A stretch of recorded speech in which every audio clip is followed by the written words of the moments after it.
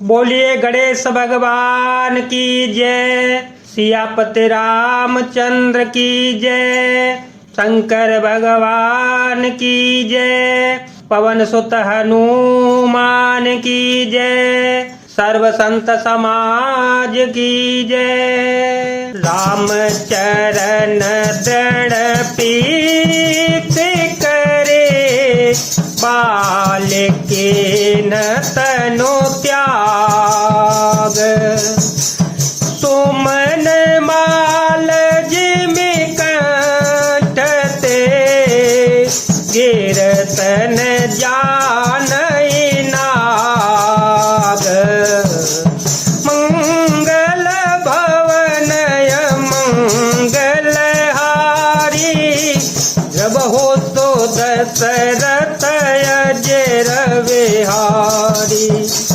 राम सिया राम सिया राम सिया राम, सिया राम जय जय राम।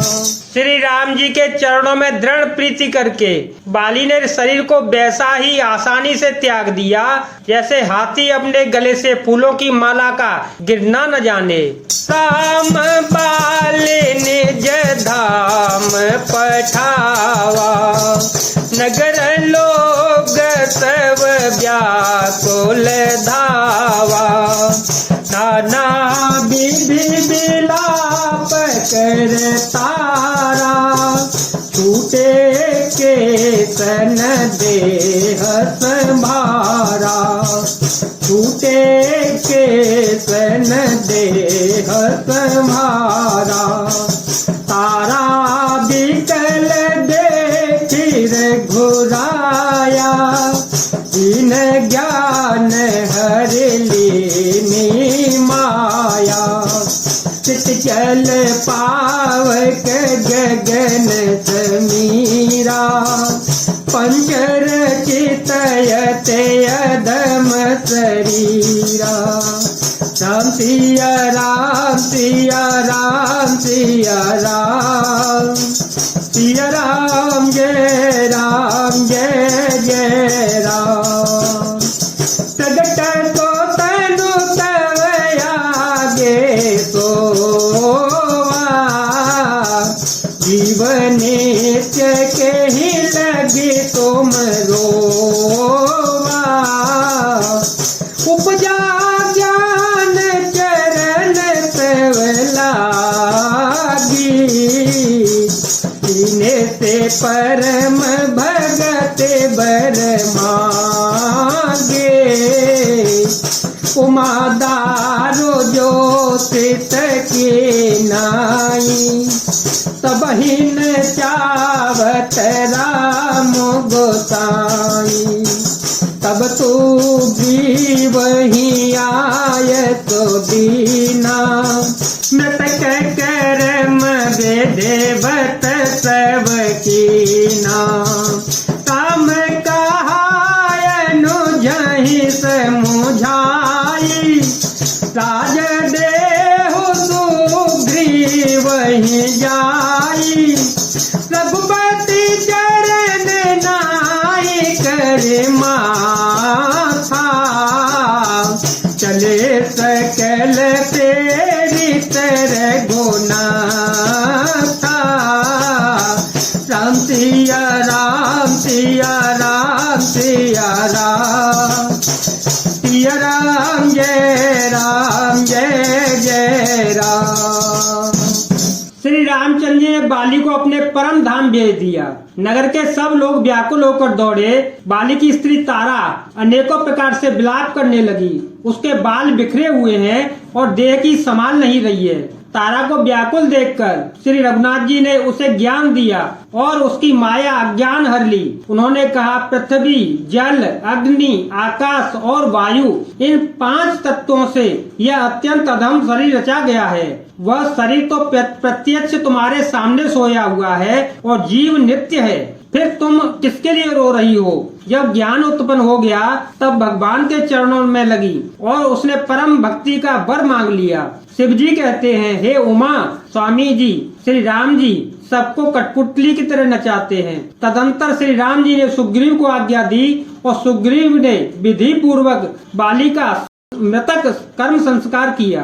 तब श्री रामचंद्र जी ने छोटे भाई लक्ष्मण को समझाकर कहा कि तुम जाकर सुग्रीव को राज दे दो, और श्री रघुनाथ जी की प्रेरणा आज्ञा से सब लोग श्री रघुनाथ जी के चरणों में नतमस्तक नवाकर चल दिए। लक्ष्मण तोरत बोला पुरजन विप्र समाज लाजो देन सुग्रीव कह अंगद कह युवराज मंगल भवन मंगल हारी जब हो सो दशरथ अजर बिहारी। लक्ष्मण जी ने तुरंत ही नगर निवासियों को और ब्राह्मणों को समाज को बुलावा लिया और उनके सामने सुग्रीव को राज्य और अंगद को युवराज पद दे दिया। उमा राम समहित जग माही पुरपी तो मातो बंधु प्रभु नाही सुर नर मुनि सब के यह रीति स्वार्थ लागे करहि सब प्रीति पाली त्रास व्याकुल दिन राति तन बहु जन चिंता जर छाती सोई सुग्रीव कीन कपिराओ अति कृपाल रघुवीर स्वभाओ जानत हूँ असत परे हरही काहे न विपति जाल नहीं परही उन सुग्रीव ही लीन बुलाई बहु प्रकार पनीत सिखाई सिया राम सिया राम सिया राम सिया राम जय राम कह प्रभु सुनु सुग्रीव हरीसा पूर्ण जाओ 10 चारे बरीसा गत त्रिसम बरसारे तो आई रहूं निकट सैल पर छाई अंगद सहित करहु तुम राजो संतत हृदय धरे हो ममताजो जब सुग्रीव भवन फिर आए राम प्रबरसन गिरि पर छाए राम सिया राम सिया राम सिया राम सिया राम जय राम। हे पार्वती, जगत में श्री राम जी के समान हित करने वाला गुरु, पिता, माता, बंधु और स्वामी कोई नहीं है। देवता, मनुष्य और मुनि सबकी यह रीति है कि स्वार्थ के लिए ही सब प्रकार प्रीति करते हैं। जो सुग्रीव दिन रात बाली के भय से व्याकुल रहता था, जिसके शरीर में बहुत से घाव हो गए थे और जिसकी छाती चिंता के मारे जला करती थी, उसी सुग्रीव को उन्होंने वानरों का राजा बना दिया। श्री रामचंद्र जी का स्वभाव अत्यंत ही कृपालु है। जो लोग जानते हुए भी ऐसे प्रभु को त्याग देते हैं, वे क्यों न विपत्ति के जाल में फंसे हैं।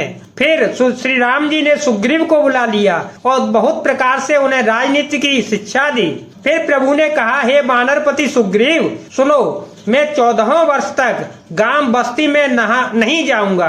गिरीश मृत्यु बीतकर वर्षा ऋतु आ गई। अंत में यहाँ पास ही पर्वत पर टिका रहूंगा। तो मंगल सहित राज्य करो, मेरे काम का हृदय में सदा ध्यान रखना। तदंतर जब सुग्रीव जी की धन लौट आए तब श्री राम जी प्रवर्षण पर्वत पर जा टिके। प्रथम ही देव ही गिरी गुहा राखे रुचिर बनाई। राम कृपा निधि कछो दिन पास करेंगे मंगल भवन मंगल हारी। जब हो तो दशरथ अजर बिहारी। राम सिया राम सिया राम सिया राम सिया राम जय जय राम। देवताओं ने पहले से ही उस पर्वत की एक गुफा को सुंदर बना सजा दिया था। उन्होंने सोच रखा था कृपाकी खान श्री राम जी कुछ दिन यहाँ आकर विश्राम करेंगे। जय जय सिया राम, जय वीर हनुमान।